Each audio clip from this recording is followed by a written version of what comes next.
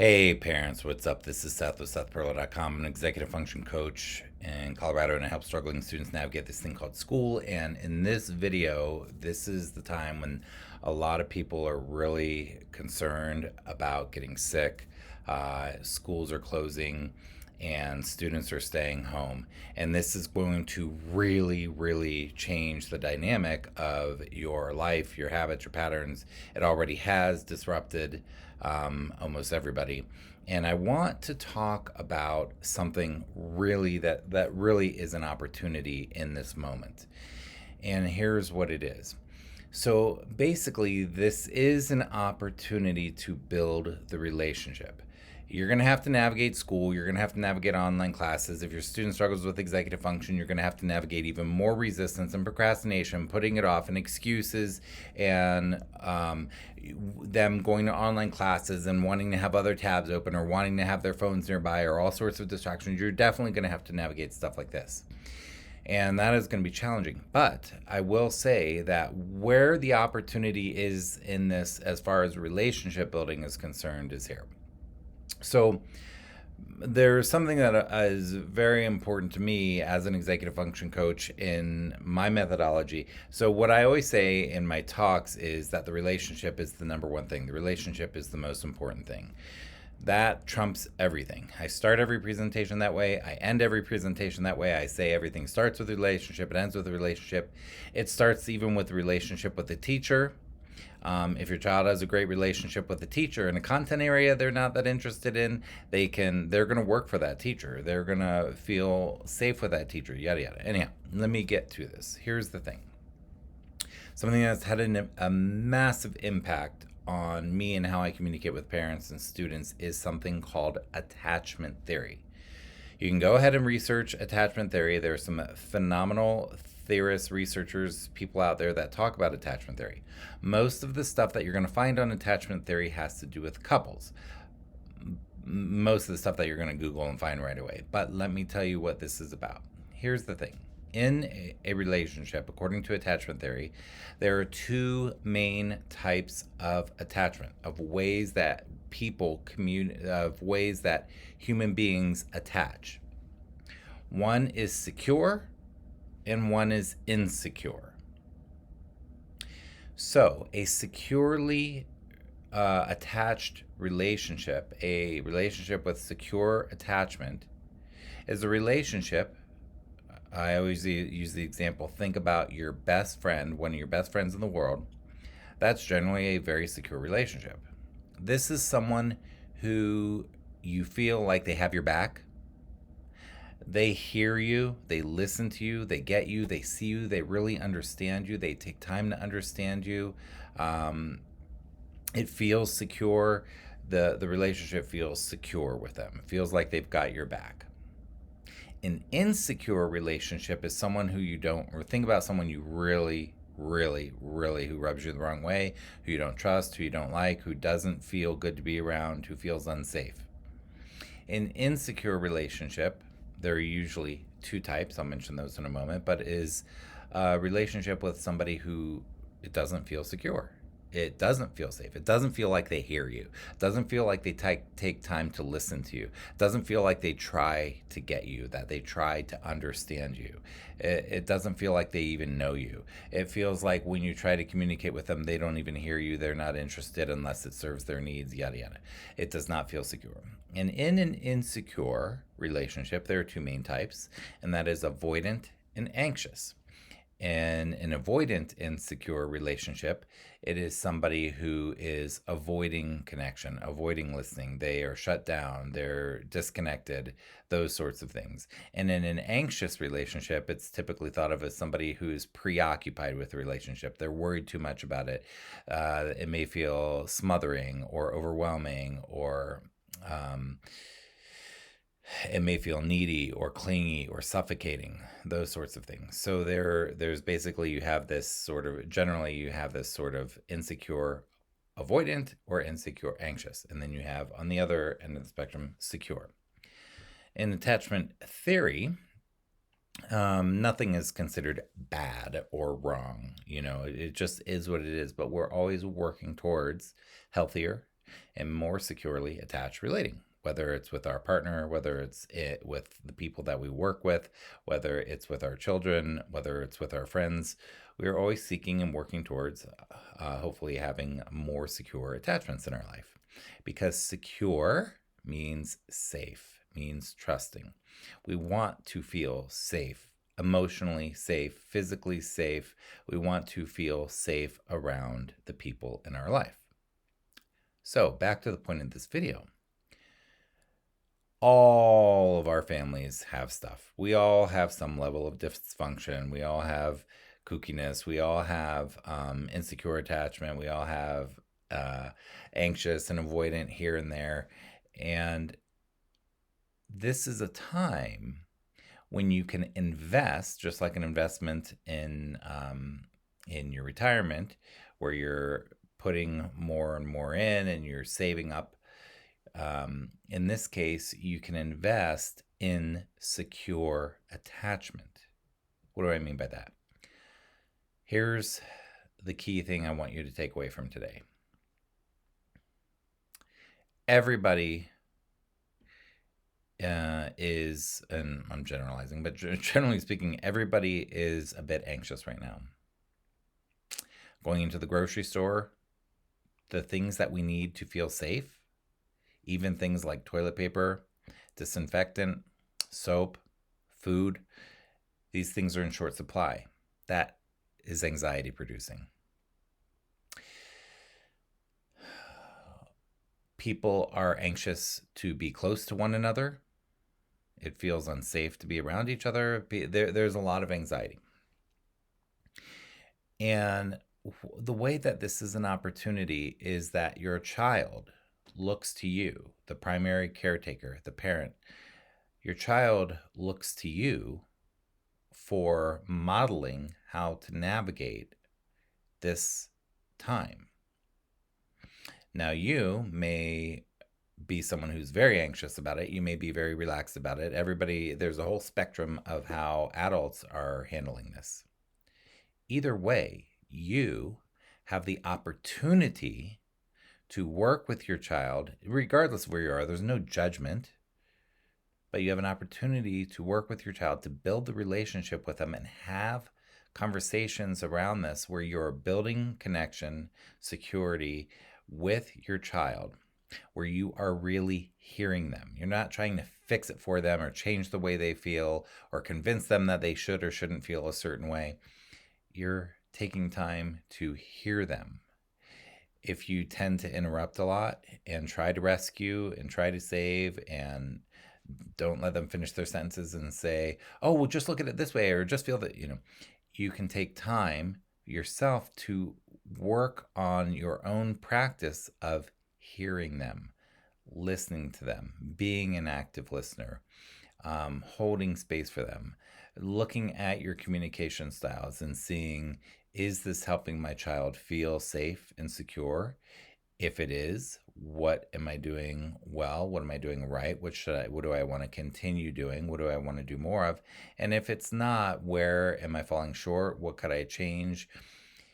This is a time to do a lot of what's called reflective listening.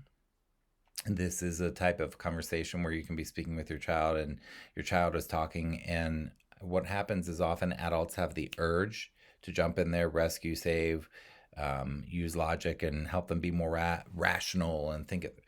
But this is a time when your child can share how they feel. And rather than trying to change the way they feel, you can hold space for them, a very secure, solid space where they're talking about how they feel about these things. And you can say, wow, I hear you. Is this what I hear you saying? And you can do the reflective listening or the mirroring. And you can mirror back to them. I hear you saying X, Y, and Z. Is that what you just said? And then you can see if that's what they just said. So rather than having a discussion that's trying to get them to change their feelings or the way they think, it's okay. You don't have to change the way your child feels about everything. I see a lot of parents who really jump in there. It's so natural, and there's no shame in this, but it's so natural for parents to be like, oh, well, just look at it this way. Oh, well, you could actually look at it this way. Oh, well, and we don't need to do that. they're not hearing that anyway. What they often hear when we try to convince them of something like that, what they often hear is, my parents not even listening to me. They're not even hearing what I said. They didn't even listen. So, what your child said may not make sense, may not be rational, may not be the type of attitude or perception that you wish they had, may not be mature, but that's okay. You know what we say often as adults to try to get them to change that stuff often doesn't land. And if it's not landing, what we often do as adults is try harder to convince them more or use better logic so that they can see the light. If that's not working and we're trying harder at something that's not working, maybe we should try something different. So the reflective listening is a phenomenal way to really just hold space. We don't need to change them. I don't want to change the way my students look. I want them to change the way that they look at things. I want them to explore their thoughts and their feelings so that they can come up with their own conclusions, but also so that they have tools for challenging their own thoughts, that they're developing their own tools for challenging their own thoughts and checking to see if those thoughts are based in reality or if those thoughts are really working for them, if those thoughts are really serving them, if that story and that narrative is really working for them. So in the reflective listening, they speak and then you listen to them. You say, wow, it's interesting. Here's what I heard you say, yada, yada, yada. Is that right? Is that what you're saying? And then they can say, yeah, or no. What I'm trying to say is this. And you say, oh, okay, so you're saying X, Y, and Z. Is that right? Yeah, or no. So, and it's messy and it takes time. And especially if you've not been in this pattern, it's going to take time for your child to understand that you are really holding this sort of a space for them. But this is an amazing opportunity to build the relationship, to look at where your child feels heard and seen and understood and known and like you've got their back, and where your child feels insecure like you and they don't feel like that, and what you could change in the dynamic. So anyhow, during this time when everybody feels unsafe, your child is, whether or not they say this with their words, your child's nervous system is looking at your nervous system to see how you're handling the situation. And if your nervous system is dysregulated, that is going to signal to them that they are unsafe. And then they have their ways of interpreting that and of working with that or not working with that, perhaps avoiding it, perhaps trying to do things where they can check out and not feel and not deal with these things. Whatever the style is, their nervous system is looking to your nervous system to see what to do. So the more we as adults work on our own emotional regulation, work on our own tools, work on our own narrative and self-talk, and the more we can model that for them. So let's say that you feel anxious and you say, oh my God, and you don't say you're anxious, but you act anxious. Oh my gosh, we need to get more stuff. Oh my God, who used the toilet paper? Oh my God, oh, you didn't wash your hands long. So there's that, and that's the nervous system. So a child sees the nervous system and that feels anxious, and then they have to respond to that. Is that going to make them more anxious? Is that going to make them more withdrawn and want to get away? What's their response to that? But what we have the opportunity to do, so we can model that, we can also model, wow, I feel really anxious. Somebody used up all the soap and it seems like we had a ton of it and I don't know where this all went. And wow, I feel kind of anxious. And I feel in my body that this is very tense feeling.